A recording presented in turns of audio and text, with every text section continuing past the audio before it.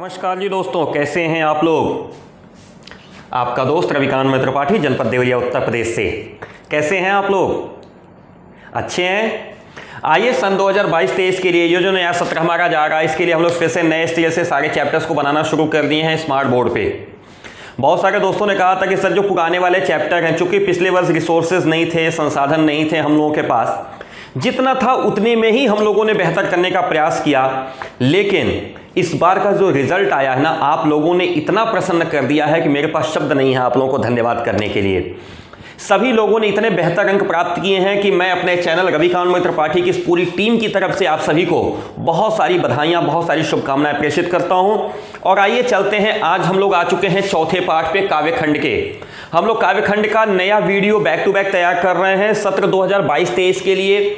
इसके पहले वाले सारे चैप्टर्स का वीडियो इस चैनल पे अवेलेबल हो चुका है। और दोस्तों, आप प्लेलिस्ट में जाकर के क्लास 12th 2022 एंड 23 का नया प्लेलिस्ट बन चुका है, आप उसे देखेंगे। उस प्लेलिस्ट में आपको सारे कंटेंट मिलते चले जाएंगे। तो आज का जो कंटेंट है वो है कैकेयी का अनुताप, जो कि राष्ट्रकवि मैथिली शरण गुप्त ने लिखा है, और ये लिया गया है साकेत महाकाव्य से। जी हां दोस्तों, साकेत महाकाव्य से लिया हुआ, राष्ट्रकवि मैथिली शरण गुप्त जी के द्वारा लिखा हुआ कैकेयी का अनुताप आज हम लोग पढ़ने वाले हैं। तो आइए इस वीडियो को शुरू करते हैं। शुरू करने के पहले मैं सभी सम्मानित शिक्षकगण, सम्मानित अभिभावकगण, सम्मानित प्रधानाचार्यगण का विशेष अभिवादन करता हूं। जितने भी प्यारे प्यारे बच्चे मेरे साथ जुड़ते हैं, सभी को बहुत सारा स्नेह प्रदर्शित करता हूं, बहुत सारी शुभकामनाएं देता हूं, आशीर्वाद देता हूं, ताकि आप लोग हिंदी में 100 में 100 अचीव करें। क्योंकि पहले मुझे भी लगता था डर यार, लेकिन आप लोगों ने 91, 97, 98, 99 अंक तक प्राप्त करके जो मुझे व्हाट्सअप किया है अपना रिजल्ट ना, हृदय कहता है कि वास्तव में कुछ भी दुनिया में ऐसा नहीं है जिसे हासिल न किया जा सके। जी हाँ, बस आपके ठानने की बात है। अगर मान लो तो हार है, ठान लो तो जीत है। वह सिद्धांत हम लोगों ने दिखा दिया है। आइए शुरू करते हैं। शुरू करने के लिए छोटा सा रिक्वेस्ट है कि प्लीज, अगर अभी तक आप लोगों ने हमारे चैनल रविकांत त्रिपाठी को सब्सक्राइब नहीं किया है, प्लीज सब्सक्राइब कर लीजिएगा, बेल आइकन ऑन कर लीजिएगा। क्योंकि एकेडमिक्स के साथ साथ जो भी नई और स्पेशल कोई न्यूज ऐसी आती है जो ऑथेंटिक होती है आप तक पहुंचने के लिए, वो मैं अपने चैनल पर आपको देता चलता हूं। तो कोई भी सूचना सबसे पहले आपके पास पहुंचे, इसलिए आपके पास चैनल का सब्सक्राइब होकर के नोटिफिकेशन ऑन होना बहुत जरूरी है। तो प्लीज आप इसे कर लीजिएगा। कंटेंट अच्छा लगता हो लाइक कर लीजिएगा और अपने फ्रेंड्स के साथ शेयर जरूर करिएगा, ताकि ज्यादा से ज्यादा लोग इससे लाभान्वित हो सकें। Okay, let's start. कैकेयी का अनुताप। जो बच्चे भी यूपी बोर्ड में हैं, चाहे वो सामान्य हिंदी से हो चाहे साहित्यिक हिंदी से, मुझे कोई अंतर नहीं पड़ता, क्योंकि सामान्य हिंदी वाले बच्चों को ये पाठ पढ़ना है और साहित्यिक वालों को तो सब पढ़ना है, इसलिए पढ़ना ही है। तो चाहे आप साहित्यिक हिंदी से हैं चाहे आप सामान्य हिंदी से हैं, दोनों ही बच्चों के लिए ये पाठ है। यह जो पाठ है, इसका थोड़ा सा प्रसंग मैं आपको बता दूं कि आप और हम राम की कथा जानते हैं, और शायद ही इस हिंदुस्तान में जन्म लेने वाला कोई ऐसा व्यक्ति होगा जो राम की कथा न जानता हो। राम के एक भाई हैं भरत। जी हां दोस्तों, राम जी के जो भाई हैं भरत जी, वो क्या हैं? हनुमान जी राम के सबसे बड़े सेवक हैं, आप भी जानते हैं। राम जी के कहने पे एक छलांग में बंदा समुद्र पार कर गया सीता का पता लगाने के लिए। रावण के बल का पता लगाने के लिए अशोक वाटिका में घुस गए। भैया लक्ष्मण को जब शक्तिमान लग गया, मूर्छा आ गई, तो संजीवनी लाने के लिए लंका से हिमालय तक की फ्लाइट पकड़ लिए। उस हनुमान जी के लिए भगवान राम ने क्या कहा? तुम मम प्रिय भरतहि सम भाई। श्री हनुमान चालीसा में राम ने क्या कहा? हनुमान तुम मुझे प्रिय तो हो, लेकिन कैसे? भरत जैसे प्रिय हो। भरत मुझे सर्वाधिक प्रिय है। राम को सबसे ज्यादा प्रिय अगर कोई है तो भरत प्रिय है। जिस समय राम को वन जाने की आज्ञा मिलती है पिताजी के द्वारा, उस समय भरत अयोध्या जी में नहीं थे। राम अयोध्या छोड़ करके वन को चले जाते हैं, क्योंकि पिता की आज्ञा है। राम के साथ भैया लक्ष्मण चल पड़ते हैं पिता की आज्ञा मान करके। राम के साथ अर्धांगिनी जगत जननी मैया सीता चल पड़ती हैं। लेकिन जब भरत अयोध्या आते हैं, उस समय तक इससे भी ज्यादा स्थिति बिगड़ चुकी है। केवल भैया राम बन नहीं गए, केवल अयोध्या में केवल विषाद नहीं छाया, पूज्य महाराज श्री दशरथ जी भी प्रयाण कर चुके हैं। हमारी रानियां वैधव्य में हैं, पूरी अयोध्या शोकाकुल है, दाह संस्कार तक नहीं हुआ है। नाव में तेल भरवा करके गुरुदेव भगवान ने जो है महाराज दशरथ का शव रखवाया है। भरत आते हैं, जो भी उनकी जो अंतिम संस्कार की क्रियाएं हैं उसे पूर्ण करते हैं। पूर्ण करने के बाद उद्देश्य जानना चाहते हैं कि आखिर ये सब हुआ कैसे। उद्देश्य के क्रम में पता चलता है कि माँ ने ऐसा ऐसा किया है। किस माँ ने? कैकेयी ने। वह कैकेयी जो राम को सर्वाधिक मानती थी, वह राम जो कैकेयी को अपने से ज्यादा मानते थे। शायद कौशल्या को राम उतना स्नेह नहीं करते थे जितना मां कैकेयी को करते थे। वह कैकेयी ऐसा कैसे कर सकती है? भरत जी ने कैकेयी को जो जो नहीं कहना है वो कहा। शायद ऐसा कहा, न मैं कह सकता हूं ना आप सुन सकते हैं। उसके बाद भरत जी ने गुरुदेव भगवान के सामने अपना निर्णय सुनाया कि मैं भैया को मनाने चित्रकूट जा रहा हूं, अगर आप में से कोई मेरे साथ आना चाहे तो चल सकता है। लोगों ने आग्रह किया कि महाराज की आज्ञा मान करके तुम राज्याभिषेक करा लो, क्योंकि महाराज की भी यही आज्ञा है, भैया की भी यही आज्ञा है। भरत नहीं मानता, भरत चल पड़ता है। पैदल चलता है भरत, पैरों में छाले पड़ जाते हैं, लेकिन भरत पहुंचता है। लेकिन उन भरत के साथ अयोध्या की पूरी जनता है, तीनों माताएं हैं, गुरुदेव हैं, जनक जी महाराज हैं, जनक जी महाराज की धर्मपत्नी सुनैना जी हैं, और तमाम सारे लोग उनके साथ हैं। वहां तक पहुंचने के बाद कैकेयी को जो पश्चाताप हुआ है, राम के अयोध्या जाने, महाराज के मरण होने, और जो चारों तरफ विषाद छाया है, भरत ने जो जो कहा है, शत्रुघ्न ने जो जो कहा है, लोगों ने जो जो लांछन लगाया है, सबके बाद जो कैकेयी का स्वयं का पश्चाताप है, वह पश्चाताप आज हम लोग पढ़ने वाले हैं। उसी पश्चाताप को हमारे गुप्त जी ने नाम दिया है अनुताप। कैकेयी के मन का जो क्षोभ है, कैकेयी के मन का जो कष्ट है, जो कैकेयी लोगों को बताना चाहती है, उसका नाम दिया है यहां पर अनुताप। मैं इस पाठ को शुरू करूंगा, लेकिन शुरू करने के पहले मैं आपको एक चीज बता दूं कि मां कैकेयी का इसमें कोई दोष नहीं है। अगर समाज दोषारोपण करता है तो समाज गलत है, और इस बात के गवाह न हम हैं न आप हैं। तीर्थयाग प्रयाग में रहने वाले भरद्वाज मुनि हैं, जिन्होंने भरत भैया को यह बात बता दिया था कि तात कैकेयी दोष नहीं, हे तात कैकेयी का कोई दोष नहीं है। गई गिरा मति धूति, गिरा यानी सरस्वती ने उनकी मस्तिष्क का परिवर्तन किया था। बेटा कैकेयी का कोई दोष नहीं है। लेकिन कैकेयी अपने आप को इस पूरे सिनेरियो से जोड़ के देखती है, सबके केंद्र में है, और कैकेयी के मन का जो कष्ट है, कैकेयी के मन का जो पश्चाताप है, वो आज हम लोग पढ़ने वाले हैं। आइए, हमको लगता है कि आपको ये मैटर समझ में आया होगा, और अब ये कविता समझना आपके लिए आसान हो जाएगी। भरत भैया पहुंच चुके हैं राम के पास। कुटिया है, शाम का समय है, कुटिया के बाहर बैठकी हो रही है। बैठकी मतलब पंचायत हो रही है, वार्ता चल रही है। वार्ता क्या है? भैया राम बात मान लीजिए, घर चल चलिए। दूसरी वार्ता क्या है? भैया आप घर चल चलिए, मैं भरत मैं वन में रह जाता हूं। भैया आप घर चल चलिए, मैं भरत, लक्ष्मण और शत्रुघ्न तीनों वन में रह जाते हैं। भैया हम लोग 14 वर्ष नहीं, पूरे जीवन भर वन में रह जाते हैं, आप अयोध्या चले जाइए। सबके केंद्र में एक ही बात है, बाकी सब चीजें हैं, लेकिन भैया आप घर चले जाइए। और इन सबके बीच में कैकेयी स्वयं को खोजती है कि मेरा दोष क्या है, और अपने दोष को लोगों के सामने स्पष्ट करती है। आइए हम लोग अपनी बात को शुरू करते हैं। शुरू करने के पहले फिर से आप सभी को बहुत सारी शुभकामनाएं। तदनंतर बैठे सभा उटज के आगे, नीले वितान के तले दीप बहु जागे। टकटकी लगाए नैन सुरों के थे वे, परिणामोत्सुक उन भयातुरों के थे वे। उत्फुल्ल करौदी कुंज वायु रह रह कर, करती थी सबको पुलक पूर्ण मह मह कर। वह चंद्रलोक था, वह चंद्रलोक था, कहाँ चांदनी वैसी। प्रभु बोले गिरा गंभीर नीर निधि जैसी। आइए शुरू करते हैं। तदनंतर बैठी सभा उटज के आगे। उटज, उटज यानी कुटिया। लिखते चलिएगा साथ साथ, अर्थ आपके लिए आसान हो जाएगा। उटज का मतलब होता है कुटिया या झोपड़ी। भगवान राम की जो पर्ण कुटी है, जो तिनके की कुटिया बनी हुई है, अर्थात जो झोपड़ी बनी हुई है, उस झोपड़ी के सामने सभा बैठती है। पंचायत करने के लिए लोग बैठते हैं, वार्ता करने के लिए सब लोग बैठ जाते हैं। तदनंतर, तदनंतर मतलब इसके बाद, यानी इसके पहले भी बातें हो चुकी हैं, उन बातों को राम और भरत दोनों ने स्वीकार नहीं किया है, इसलिए तदनंतर शब्द का प्रयोग आया है। यानी इसके बाद, यानी एक बार की वार्ता विफल हो चुकी है, दूसरी बार की वार्ता बैठी है। तदनंतर बैठी सभा, संपूर्ण सभा, सभा में क्या क्या है? भरत भैया हैं, अयोध्या का पूरा राज समाज है, रानियां हैं, गुरुदेव भगवान है, जनकपुर के राजा हैं, जनकपुर की रानी है, सभी लोग हैं एक तरफ, दूसरी तरफ भैया राम लक्ष्मण और सीता हैं, सभा बैठी है।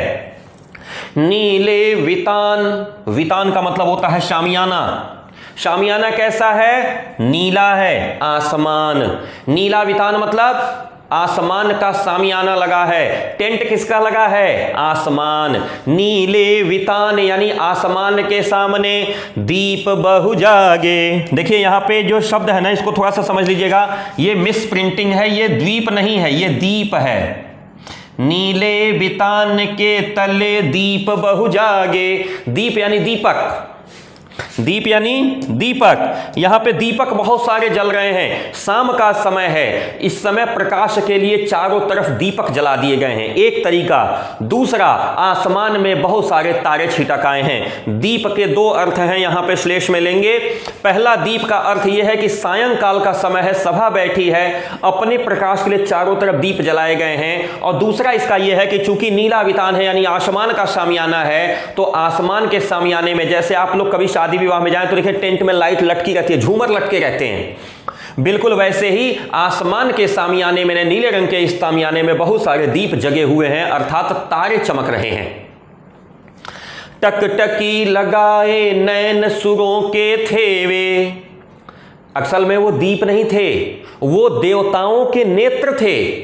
नयन सुरों, सुर मतलब देवता, यही देवता थे ना जो सरस्वती जी को चढ़ा करके मंथरा की बुद्धि पलटवाए थे और कैकेयी से निकलवाए थे कि नहीं राम को वन भेज दो, क्योंकि राम वन नहीं जाएगा तो रावण को मारेगा कौन? रावण को मारेगा नहीं तो हम लोगों को ये परेशान करेगा। देवता तो अपने फायदे में हैं, राम को अयोध्या से लंका के लिए रास्ते में निकलवाने वाले कौन? सारे देवतागण।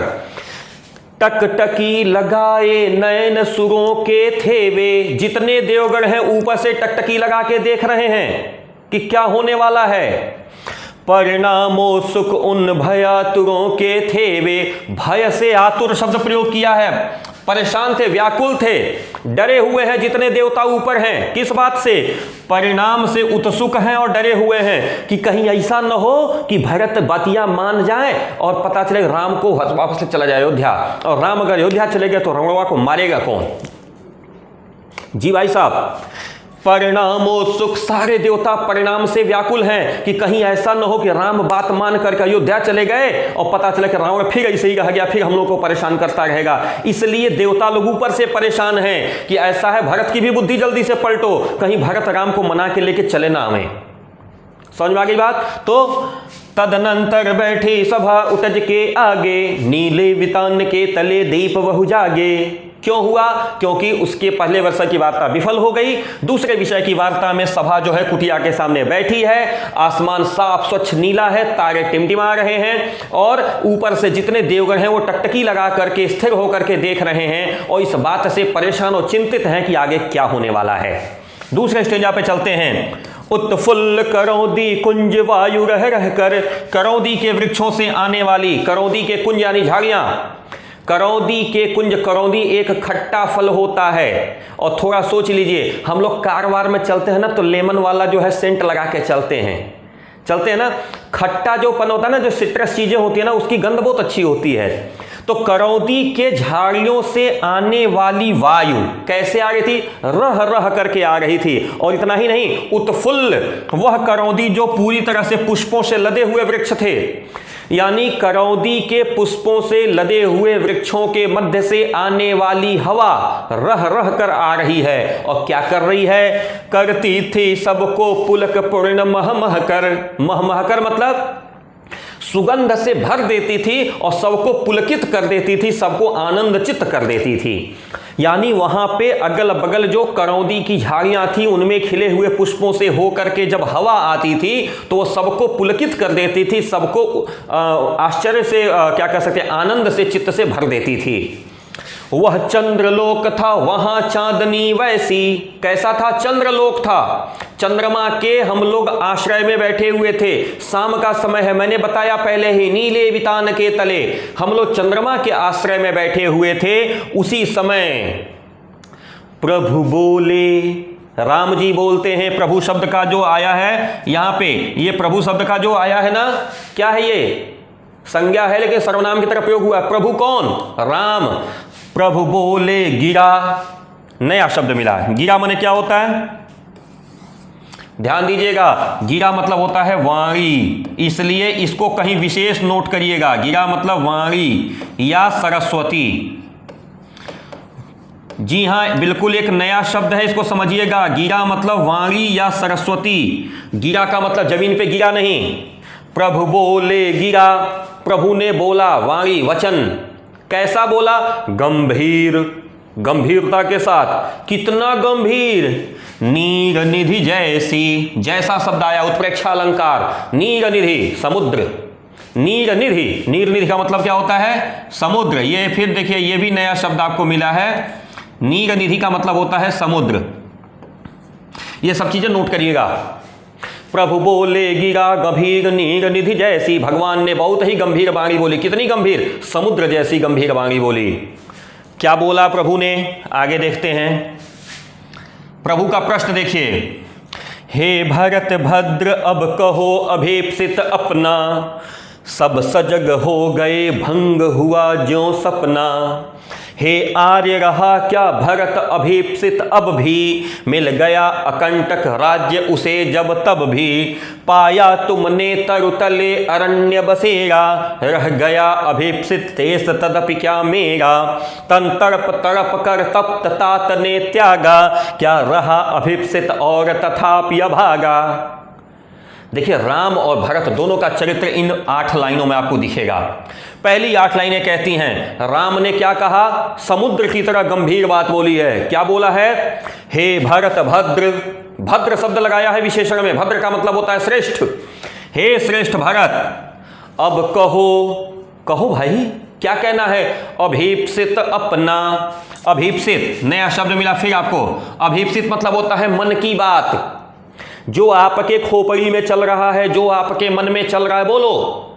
हे भरत अब कहो अभीप्सित अपना। हे भरत अपना अभीप्सित कहो। अभीप्सित का मतलब हो गया मन की बात, जो हमारे माननीय प्रधानमंत्री किया करते हैं। आप लोग सुने कभी मन की बात? हमारे माननीय प्रधानमंत्री नरेंद्र मोदी जी खूब करते हैं मन की बात, हर रविवार को करते हैं। हाँ? हे भरत, कैसा भरत? श्रेष्ठ भरत। हे श्रेष्ठ भरत, अपने मन की बात कहो। सब सजग हो गए। जैसे ही भगवान श्री राम बोले, सब चैतन्य हो गए। अच्छा, कुछ होने जा रहा है। इसके पहले तो सब निश्चिंत पड़े हुए थे ना। कह रहे सब सजग हो गए, भंग हुआ ज्यों सपना। ऐसा लगा कि कोई सपना भंग हो गया और सब लोग सपने में खोए हुए थे। जैसे ही राम की बात सुनाई दी कि हे भरत, हे श्रेष्ठ भरत, अपनी बात कहो, क्या कहने आए हो, तुरंत सब लोग सजग हो गए। भरत बोल रहा है, डबल इन्वर्टेड कॉमा दूसरा चालू हुआ। यहां से भरत का स्टेटमेंट है, ये राम का स्टेटमेंट था। ये जो स्टेटमेंट है, ये स्टेटमेंट राम जी का है और ये स्टेटमेंट किसका है? भरत जी का है। भरत क्या कह रहे हैं? हे आर्य, भरत ने देखिए क्या लगाया, आर्य। आर्य का मतलब हो गया श्रेष्ठ। हे श्रेष्ठ, क्या रहा भरत, क्या रहा भरत, क्या यह भरत अब भी अभीप्सित रहा है? अभीप्सित का मतलब अब यहां पे क्या लेंगे? इच्छा वाला रह गया है। क्या भरत के मन में भी अभी कोई इच्छा रह गई है? अपने मन की बात यानी अपने मन की इच्छा कहो। कहा हे श्रेष्ठ, क्या भरत के मन में अब भी कोई इच्छा शेष बची है? मिल गया अकंटक राज्य उसे जब तब भी। इतना बड़ा अकंटक राज्य जिसमें कोई कांटा नहीं है, अयोध्या का चक्रवर्ती राज्य जिस भरत को मिल गया हो। अच्छा एक बात बताइए, आपको सब कुछ मिल जाए तो क्या उसके बाद भी पाने की इच्छा रहेगी? कहा भरत, जिस भरत को इतना बड़ा अयोध्या का चक्रवर्ती राज्य मिल गया हो, उस राज्य की भी अब कोई इच्छा बचेगी? कहा कि क्या यह भरत अब भी अभीप्सित बचा है? इतना बड़ा अयोध्या का उसको राज्य मिल गया।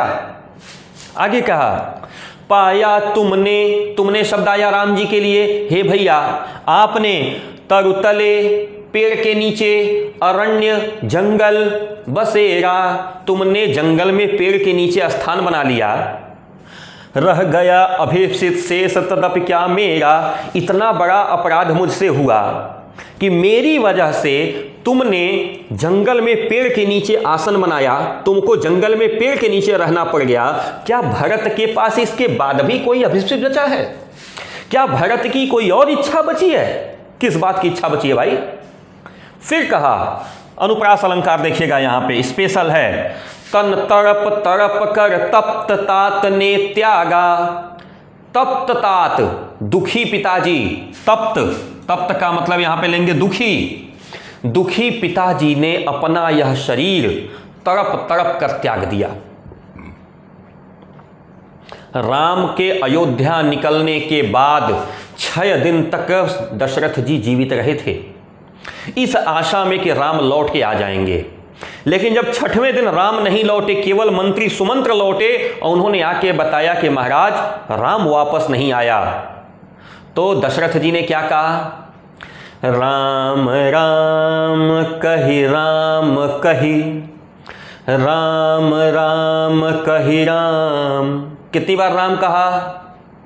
राम राम कहि राम कहि, राम राम कहि राम। 6 बार, एक एक दिन के लिए एक एक बार राम कह करके भगवान जी के याद में, भगवान जी के वियोग में महाराज दशरथ ने प्राण त्याग दिया। कहता है भरत कि तन तड़प तड़प कर तप्त तात ने त्यागा, रह गया अभी भी, क्या रहा अभीप्सित? क्या इसके बाद भी इच्छा से युक्त है यह अभागा भरत?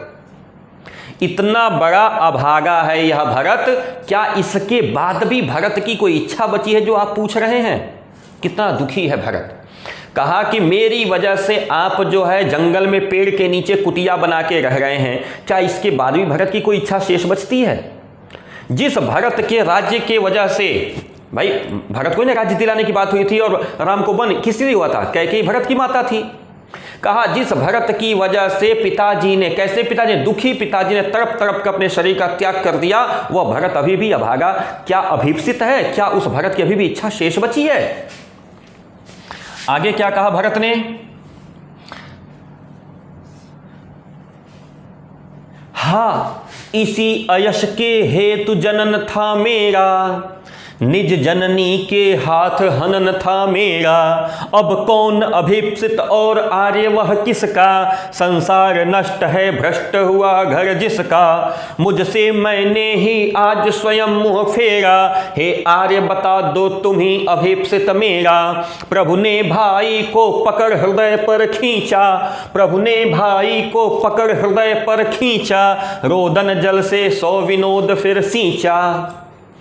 कहा भरत ने, हाँ इसी अयश के लिए मेरा जन्म हुआ था। आज जितना बड़ा कलंक इस माथे पे चढ़ गया, इस भरत के माथे पे जो कालिख पुत गई, क्या इसी के लिए मेरा जन्म हुआ था?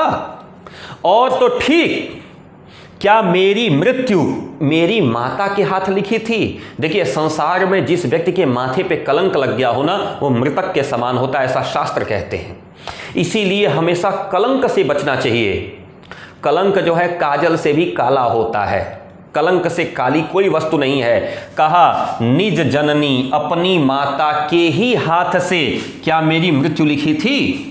भरत के माथे पे कलंक पुत गया है, कालिख लग गई है। भरत अपनी इस कालिख को मृत्यु तुल्य मानता है। कहा इसी अयश के लिए आज जो मेरा अपयश हो रहा है, आज जो समाज में मेरी बेइज्जती हो रही है, क्या इसी के लिए मेरा जन्म हुआ था? जनन, मेरा जन्म हुआ था और मेरी माता के द्वारा ही मेरी मृत्यु लिखी थी।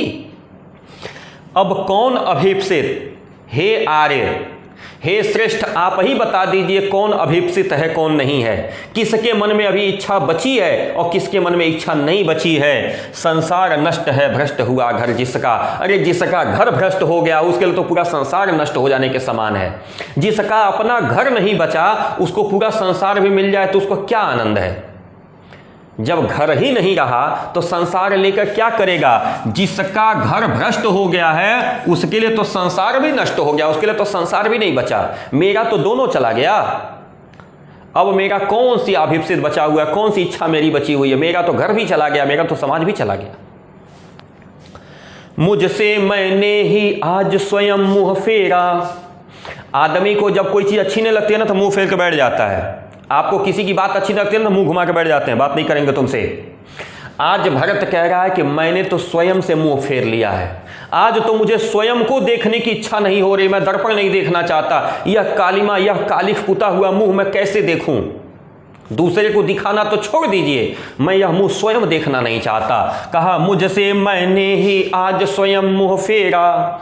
हे आर्य बता दो तुम ही अभीप्सित मेरा। हे श्रेष्ठ, अगर आपको पता हो तो आप ही बता दीजिए कि मेरी क्या इच्छा है।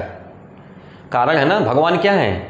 भरत जानता है कि ये भगवान है और भगवान का एक ही सिद्धांत है, सो तुम जानहु अंतर्जामी पूर्वहु मोर मनोरथ स्वामी। भगवान क्या है? अंतर्जामी है, सब कुछ जानते हैं। इसीलिए भरत गेंद तुरंत उनके पाले में फेंक देता है, कहता है हे आर्य, आप ही मेरा अभीप्सित बता दीजिए। भरत का रुदन जब सुनते हैं तो राम क्या करते हैं? भगवान की क्या विशेषता है? प्रभु ने भाई को पकड़ हृदय पर खींचा। प्रभु ने क्या किया? भाई को, भरत को पकड़ करके हृदय पे खींच लिया, अपने हृदय से लगा लिया। और कैसे क्या किया? रोदन जल से, आंसुओं के जल से, सविनोद मतलब प्रेम पूर्वक सींचा, भिगो दिया। भगवान राम ने भरत भैया को गले से लगा लिया और अपने आंसुओं के प्रेम पूर्ण जल से भरत जी को नहला दिया, यानी भरत जी पूरे भीग गए। किससे? आंसुओं के जल से। फिर क्या हुआ? राम का स्टेटमेंट नहीं, कैकेयी का स्टेटमेंट है भाई।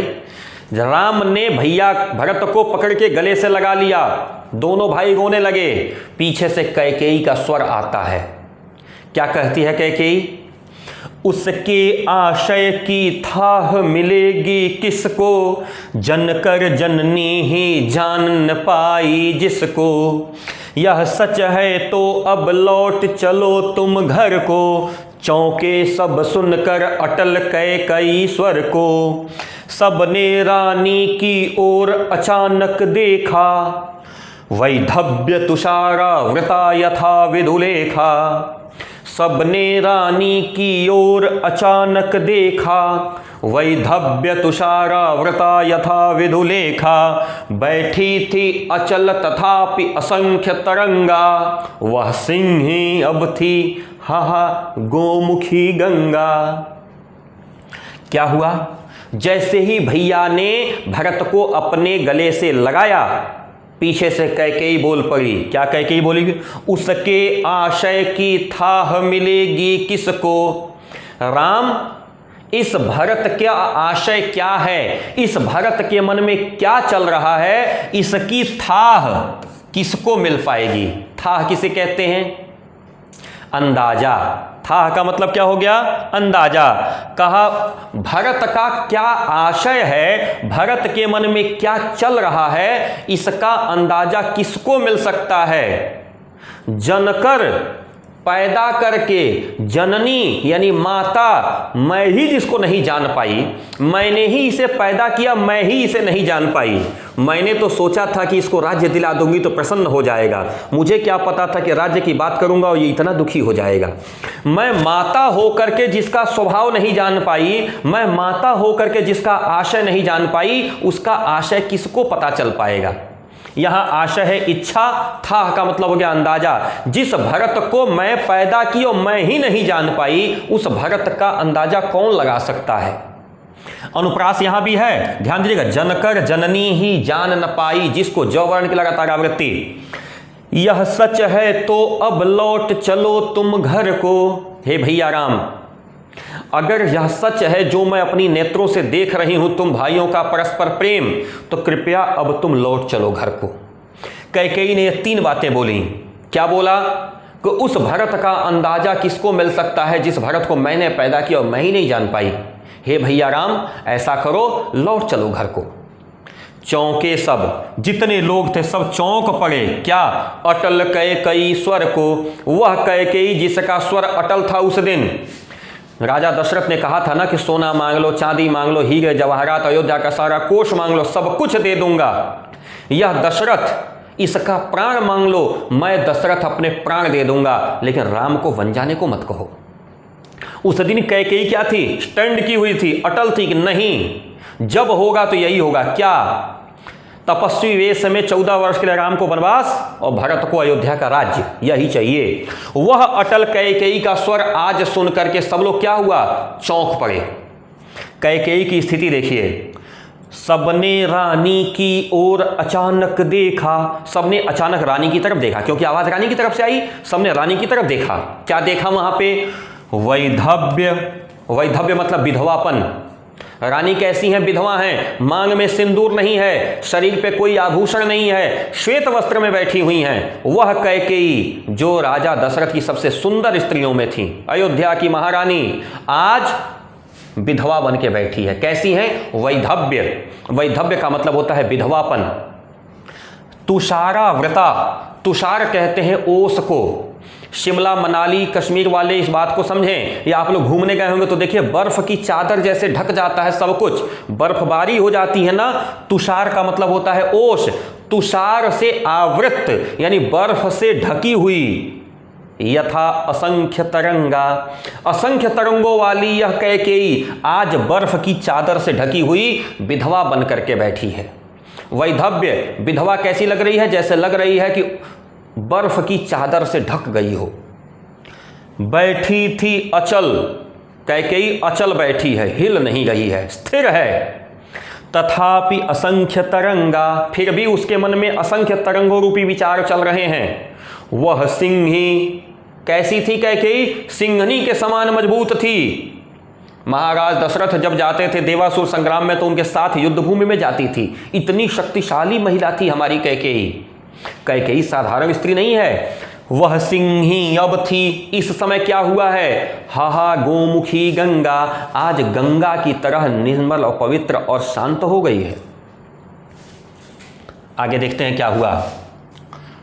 जैसे ही लोगों ने कैकेयी की तरफ देखा, कैकेयी दोबारा बोलती है अपनी बात को फिर से पुष्ट करने के लिए। हाँ, जनकर भी मैंने न भरत को जाना, सब सुन ले तुमने स्वयं अभी यह माना। यह सच है तो फिर लौट चलो घर भैया, अपराधीन मैं हूँ भरत नहीं। भरत अपराधी नहीं है। कैकेयी ने तुरंत कहा, अपराधीन मैं हूँ तात तुम्हारी मैया। दुर्बलता का ही चिन्ह विशेष शपथ है, पर अबला जन के लिए कौन सा पथ है।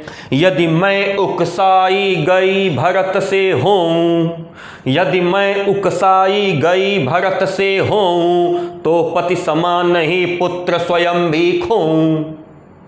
कैकेयी का स्टेटमेंट, हाँ मैंने पैदा किया लेकिन मैंने भरत को नहीं जाना। मैंने पैदा किया, हाँ जनकर पैदा करके भी मैंने न भरत को जाना, मैं भरत को पहचान नहीं पाई, भरत का स्वभाव नहीं जान पाई। जानने का तात्पर्य है भरत के स्वभाव को जानने से, मैं भरत का स्वभाव नहीं जान पाई। और देखिए सिर्फ मैंने नहीं, सब लोग सुनिए, राम तुमने भी स्वयं अभी यह माना है कि भरत के स्वभाव को कौन जान सकता है। भरत का स्वभाव जानते हैं कैसा है? एक लाइन में आपको बता दूं भरत भैया का स्वभाव कैसा है और क्यों भरत को राम सबसे ज्यादा मानते हैं। जिस समय भरत राम को मनाने के लिए अयोध्या जी से निकले हैं, भैया चित्रकूट में हैं, सब लोग गुरुदेव भगवान को रथ में बैठाए हैं, रानियों को रथ में बैठाए हैं, अयोध्या के निवासी यथा योग्य अपने अपने वाहन पर बैठ के चले हैं, भरत भैया पैदल जा रहे हैं। गोस्वामी तुलसीदास जी ने बहुत स्पष्ट लिखा है, चलत पया देखात फल, पिता दीन तजिराजो, जात मनावन रघुबरहि, भरत सरिस को आजो। पैदल जा रहे हैं, केवल फल खा रहे हैं, रथ पे नहीं जा रहे, घोड़े पे नहीं जा रहे। बगल में सेवक चल रहे हैं, कह रहे हैं महाराज घोड़े पे बैठ जाइए, मत रथ पे बैठिए। घोड़े पे तो बैठ के जा सकते हैं। भरत भैया का जवाब है, क्या कहा? सिर भर चलऊं परन यस मोरा, सब ते सेवक धर्म कठोरा। अरे मैं पैर के बल चल रहा हूं, ये अपराध कर रहा हूं, मुझे तो सिर के बल चलना चाहिए। जिस रास्ते से जा रहा हूं उस रास्ते पे मेरे भैया के चरणों के चिन्ह पड़े हुए हैं, मुझे उनको प्रणाम करते हुए चलना चाहिए। यदि मैं पैर पे चल रहा हूं यही बहुत बड़ा अपराध है, अगर मैं घोड़े पे बैठ गया तो इतना बड़ा अपराध कहां से सहन होगा। ये भरत का चरित्र है। कहा कैकेयी ने, सब सुनो राम, तुमने स्वयं अभी यह माना है कि भरत के स्वभाव को कोई जान नहीं पाया। यह सच है तो फिर लौट चलो घर भैया। देखो अगर मेरी बात सही लग रही हो तो घर लौट चलो। अपराधीन मैं हूं, भरत नहीं है। भरत को आप लोग अपराधी मत मानिए, भले भरत कुछ कह रहा है तो क्या हुआ। अपराधीन मैं हूं, तात तुम्हारी मैया। हे तात, तुम्हारी मैया अपराधी है, या कैकेयी अपराधीन है, भरत अपराधी नहीं है। मेरी बात को मानो और घर लौट चलो। क्या कहती है कैकेयी, दुर्बलता का चिन्ह विशेष शपथ है। शपथ कौन लेता है, कसम कौन खाता है। जो ताकतवर होता है वो कसम खाता है नहीं, जो दुर्बल होता है वो कसम खाता है। विद्या कसम खा रहे, हम सही बोल रहे हैं, मेरी बात मान लीजिए। वो दौड़ दौड़ के कसम खाएगा कि मेरी बात सही है, मान लीजिए। जो अपनी बात को साबित नहीं कर पाता, जिसके पास दिखाने के लिए गवाह भी नहीं होते ना, वो कसम खाता है दौड़ करके। कैकेयी कह रही है कि शपथ लेना दुर्बलता की निशानी है, कसम खाना ये दुर्बलता का चिन्ह है। दुर्बलता का चिन्ह विशेष शपथ है, पर लेकिन अबला जन, मैं अबला स्त्री नारी के लिए कौन सा पथ है। दूसरा कोई रास्ता हो तो बता दीजिए। इस अबला नारी के लिए कोई दूसरा रास्ता भी तो नहीं है। क्या कहा, दुर्बलता का चिन्ह विशेष शपथ है, पर अबला जन के लिए कौन सा पथ है। मुझ अबला नारी के लिए दूसरा कोई रास्ता भी तो नहीं। यदि मैं उकसाई गई भरत से हूं, देखो यदि मैं भरत से उकसाई गई हूं, मैं सबको सुना रही हूं, ऊपर लिख दिया इसने, सब सुन लें, सब लोग सुनिए। यदि मैं उकसाई गई भरत से हूं, यदि आप लोगों को ऐसा लगता है कि भरत जो है हमको चढ़ा करके ले आया है, ऐसा नहीं है। मैं स्वयं अपनी इच्छा से आई हूं, जो बात कह रही हूं मैं अपनी मन की बात कर रहा हूं, मैं भरत के चढ़ाने पर नहीं। ऐसा नहीं कि भरत हमको कहा है कि मां चल के तुम ऐसे ऐसे बोल देना ना। यदि मैं उकसाई गई भरत से हूं, तो पति समान ही स्वयं पुत्र भी खोऊं। यदि मुझे भरत उकसा के लाया हो तो मैं शपथ पूर्वक कहती हूं कि जैसे मेरा पति मरा वैसे मेरा पुत्र भी मर जाए। अर्थात मैं अपने भरत के उकसाने पे नहीं आई हूं, मैं स्वतः अपनी इच्छा से आई हूं। क्या कहा, ठहरो। लोग लगे कहने का, अरे रानी क्या कर रही हैं आप। रानी ने तुरंत कसम खाया ना कि अगर मेरी बात झूठी हो तो जैसे मेरा पति मरा वैसे ही मेरा पुत्र भी मर जाए। सब लोग कह रहे अरे रानी ऐसा मत करिए, क्या बोल रही हैं ऐसे। अगर आपके यहाँ भी लोग ऐसी कसम सब खाते हैं तो लोग रोकते हैं ना, ए मत क्या बोल रहे हो यार, हो गया मैं बात मान गया, ऐसे लोग कहते हैं ना। ठहरो। जैसे ही लोगों ने रोका, रानी ने जवाब दिया, ठहरो मत रोको मुझे, कहूँ सो सुन लो। पाओ यदि उसमें सार उसे सब चुन लो। करके पहाड़ सा पाप मौन रह जाऊं, राई भर भी अनुताप न करने पाऊं। थी 100 नक्षत्र शशि निशा ओस टपकाती, रोती थी नीरव सभा हृदय थपकाती। थी 100 नक्षत्र शशि निशा ओस टपकाती, रोती थी नीरव सभा हृदय थपकाती। उल्कासी रानी दिशा दीप्त करती थी, सब में भय विस्मय और खेद भरती थी। क्या कहा, ठहरो मत रोको मुझे, मैं जो कह रही हूं सुन लो। हाँ, उसमें यदि तुमको थोड़ा सा भी सार तत्व मिले, यदि उसमें कुछ भी तुमको अच्छा लगे तो उसको तुम लोग चुन लेना। मैं जितना बोल रही हूं मुझे बोलने दो, मुझे बोलने से मत रोको। हाँ, उसमें जो चीजें अच्छी लगे उसको चुन लेना। ये पहाड़ जैसा पाप मुझसे हुआ है, पहाड़ जैसा पाप करके मैं मौन रह जाऊं। राई भर, राई का मतलब होता है सरसों का दाना। पहाड़ जैसा पाप मैंने किया है, राई भर सरसों के दाने के बराबर तो पश्चाताप कर लेने दो मुझे, राई भर भी अनुताप न करने पाऊं, सरसों के दाने के बराबर भी मैं अपना पश्चाताप न करूं। थी सौ नक्षत्र ससी निशा ओस टपकाती, रात का समय है, लिखा है निशा, कैसी निशा है? शशि निशा, चंद्रमा वाली रात है। और क्या है? 100 नक्षत्र, नक्षत्रों के साथ तारों के साथ है, आसमान में तारे भी हैं, शशि यानी चंद्रमा भी है, और रात कैसी है? ओस टपका रही है, जाड़े की रात है, ऊपर से शीत गिर रही है। सोचिए जाड़े की रात में अगर ऊपर से शीत गिर रही हो और बाहर हमको बैठा दिया जाए तो कैसा लगेगा। लेकिन आज सबके मन में इतना कष्ट है, इतना ताप है कि वह महसूस नहीं हो रहा है लोगों को। कह रहा है ओस टपका रही है चंद्रमा और तारों से युक्त रात, थी 100 नक्षत्र ससी निशा ओस टपकाती, और नीचे क्या है? रोती थी। कौन? सभा। कैसे रोती थी? नीरव, नीरव का मतलब होता है शांत, रव का मतलब होता है आवाज, नीरव का मतलब होता है एकदम शांत। पिन ड्रॉप साइलेंस, सब लोग रो रहे हैं, हृदय थपका रहे हैं, हृदय पे हाथ रखिएगा, हाय हाय क्या हो गया, कितना बड़ा अनर्थ हो गया। अपने हृदय पर थपकी मारते हुए अपने हृदय पे हाथ रख करके पूरी सभा रो रही है, लेकिन एक शब्द भी निकल नहीं गए हैं, यानी पूरी तरह से शांति है चारों तरफ।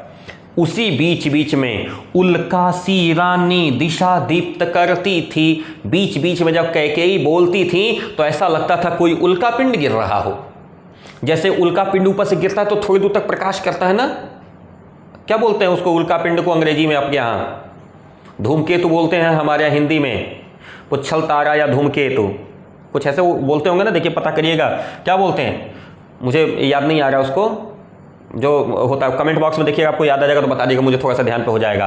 उल्कासी रानी, उल्का पिंड कहते हैं जो टूटे हुए तारे जो जलते हुए नीचे की तरफ गिरते हैं। उल्कासी रानी दिशा दीप्त करती थी। जब रानी बीच में बोलती थी तो चारों दिशाओं में एक प्रकाश फैल जाता था, यानी चारों तरफ के लोग सजग हो जाते थे। और सब में भय, विस्मय और खेद, तीन चीज भरती थी। जब जब कैकेयी बोलती थी तब तक तीन तीन चीजें दिखाई देती थी। क्या क्या? सब में भय, डर पैदा करती थी। जैसे ही कैकेयी बोलती थी तो लोगों के मन में इस बात का डर पैदा हो जाता था। किस बात का डर? कि कहीं ऐसा न हो कि राम जो है लौट आवे अयोध्या। अब यह डर किसका है? देवताओं का। सब शब्द प्रयोग किया है ना, देवतागण ऊपर से देख रहे हैं कि कहीं राम जो है कैकेयी और भरत की बात मान करके वास्तव वापस न चले जाए। तो पहला तो ये मसला, देवताओं में डर पैदा हो रहा है। विस्मय किसके अंदर आ रहा है? विस्मय आ रहा है भरत के अंदर। विस्मय किसके अंदर आ रहा है? भरत के अंदर। और किसके अंदर? जितने अयोध्यावासी हैं उनके अंदर, जितने अयोध्यावासी हैं उनके अंदर विस्मय, आश्चर्य। अरे यही कैकेयी कल को इतना आतंक मचा के राम को वन भेज रही थी, उसी कैकेयी को आज क्या हो गया कि इस तरह से वो। तो ये विस्मय जो है भरत और अयोध्यावासियों के मन में भर रही है। और खेद भर रही है राम के अंदर। राम को इस बात का बहुत दुख है कि मेरे जैसा पुत्र होते हुए भी मेरी मां को ऐसा शपथ उठाना पड़ रहा है, ये इतना बड़ा अपराध मैं कर रहा हूं। खेद यानी दुख हो रहा है तो राम को हो रहा है कि अरे ये सिर्फ मेरी वजह से इतना कुछ हो रहा है। तो रानी उल्का जैसी दिशा दीप्त करती थी, सब में भय, विस्मय और खेद। मतलब जिस तरह के लोग थे, तीन तरह के लोग थे। ऊपर देवगण देख रहे थे, उनके मन में डर पैदा कर दे गई थी। देवता लोग सट से डरा जा रहे थे कि आई दादा कहीं ऐसा न कैकेयी की बतिया मान कर राम वापस अयोध्या चले जाए, तब तो रावण मरेगा ही नहीं मरेगा तो रोज हम लोग को त्रास देगा। भरत और अयोध्यावासी इस बात से परेशान है कि अरे यही कैकेयी आज क्या हो गया, पलट गई इतनी तेज। और राम को इस बात का कष्ट हो रहा है, खेद हो रहा है कि मां होकर के वो इस तरह से बोल रही है और हम पुत्र होकर सुन रहे हैं। ये दुख राम को है। आइए आगे चलते हैं।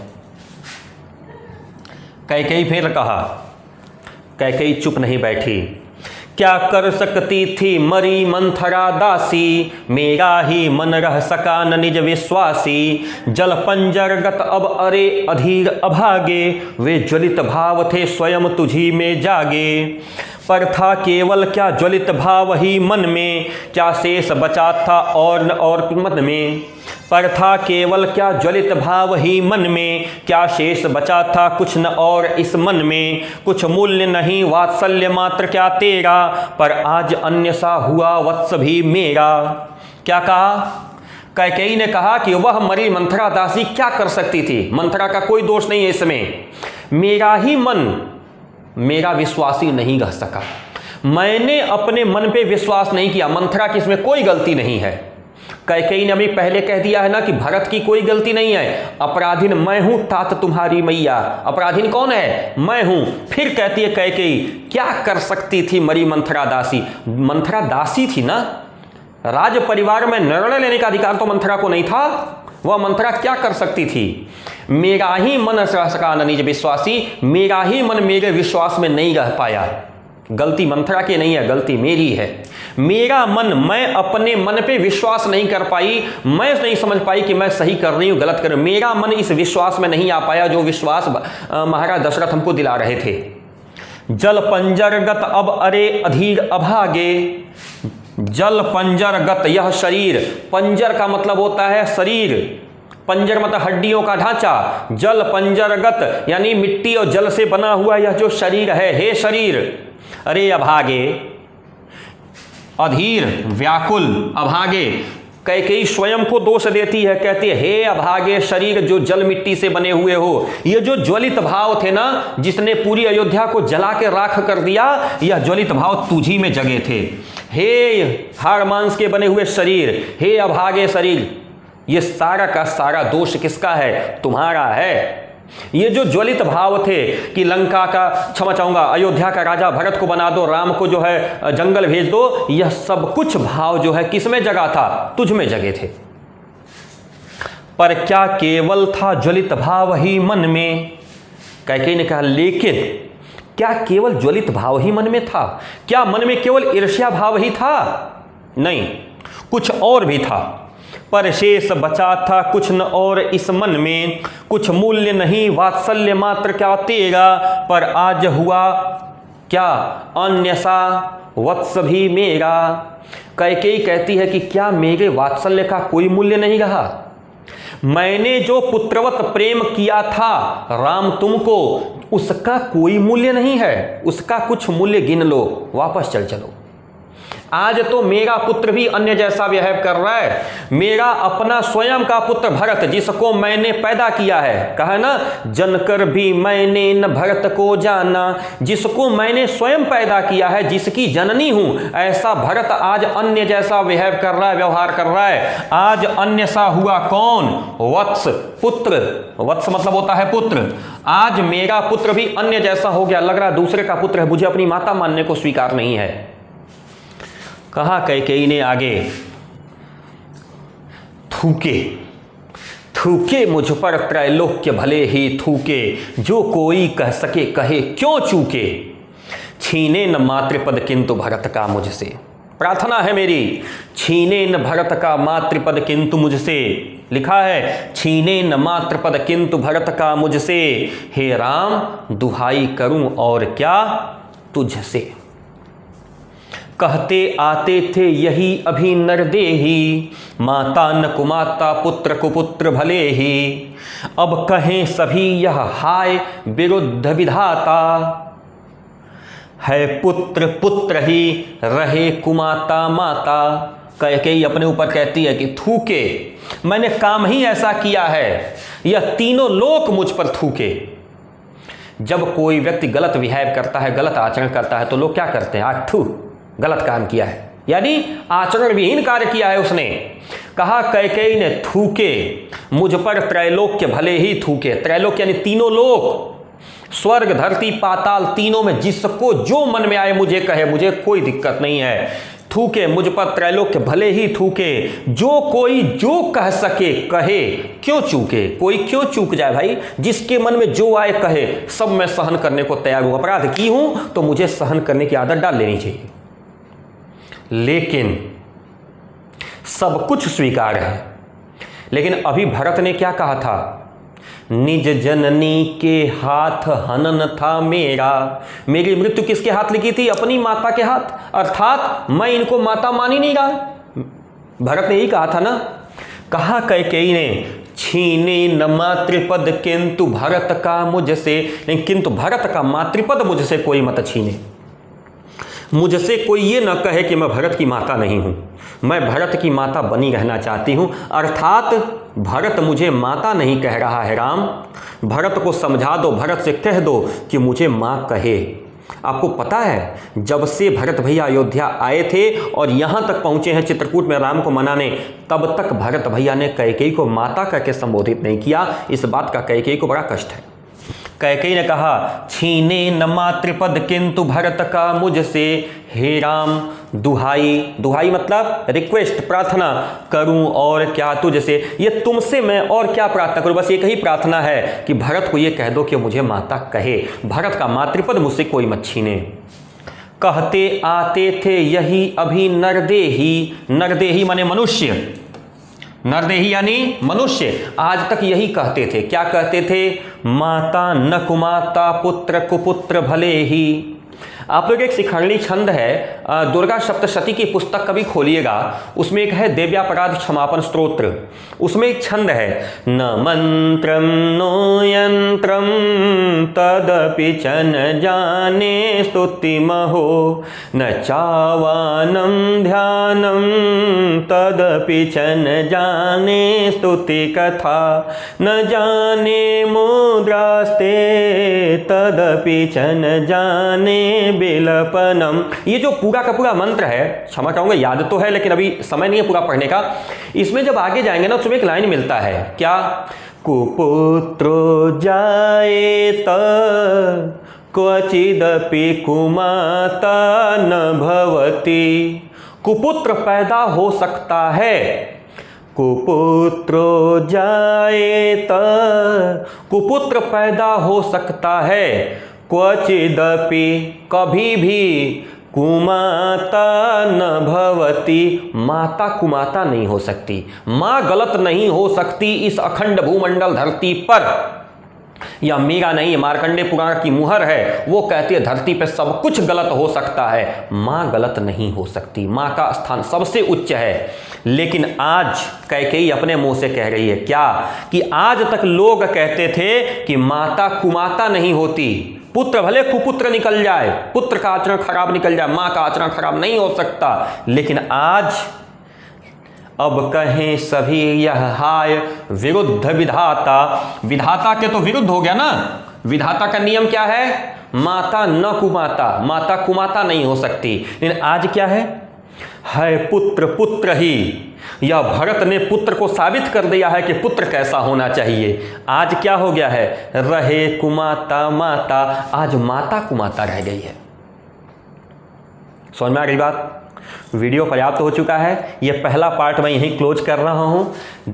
इसके आगे का जो सेक्शन है वो हम लोग अगले पार्ट में लेके चलेंगे। कैकेयी के अनुसार फर्स्ट पार्ट में हम लोग आए हैं यहां तक कि पुत्र पुत्र ही है, यहां आज माता कुमाता हो गई। यहां पे आज हम लोग विश्राम ले गए हैं। आशा करता हूं यह वीडियो आपको अच्छे से समझ में आया होगा, पसंद आया होगा। कहीं किसी तरह की कोई दिक्कत आती है तो आपको पता है मेरा टेलीग्राम चैनल ये है, हमारी वेबसाइट है, और यूट्यूब चैनल को तो आप लोग जानते हैं रविकांत मित्र त्रिपाठी। इसके अलावा हमारा जो व्हाट्सएप कॉन्टेक्ट है नीचे स्क्रीन पे चल रहा है, आप हमें दे सकते हैं। किसी भी तरह की कोई ग्रामांसेज अगर आपके पास है, किसी तरह का कोई क्वेश्चन आपके मन में आता है, एक्सप्लेनेशन नहीं समझ में आता है, किसी शब्द का अर्थ नहीं समझ में आता है, आप प्लीज हमको कमेंट बॉक्स में दीजिए, हम उसको सॉल्व करने का प्रयास करेंगे। ठीक है, तो आज के लिए इतना ही काफी है। आगे का जो मैटर है नेक्स्ट वीडियो में। मैं रविकांत मित्र जनपद देवरिया से चलते चलते छोटा सा रिक्वेस्ट है कि प्लीज हमारा जो यूट्यूब चैनल है रविकांत मित्र त्रिपाठी, ये आपकी सेवा में सदैव तत्पर है। प्लीज शेयर करिएगा अपने फ्रेंड्स के साथ, लेकिन अपने लिए सब्सक्राइब करके जरूर रख लीजिएगा, बेल आइकन ऑन कर लीजिएगा। ठीक है, सभी सम्मानित शिक्षक अभिभावक प्रधानाचार्यगण का विशेष अभिवादन, प्यारे प्यारे बच्चों को बहुत सारा स्नेह आशीर्वाद। मिलते हैं जल्दी अगले वीडियो के साथ, तब तक के लिए मैं रविकांत मित्र त्रिपाठी जनपद देवरिया उत्तर प्रदेश से नमस्कार, सत श्री अकाल, जय हिंद।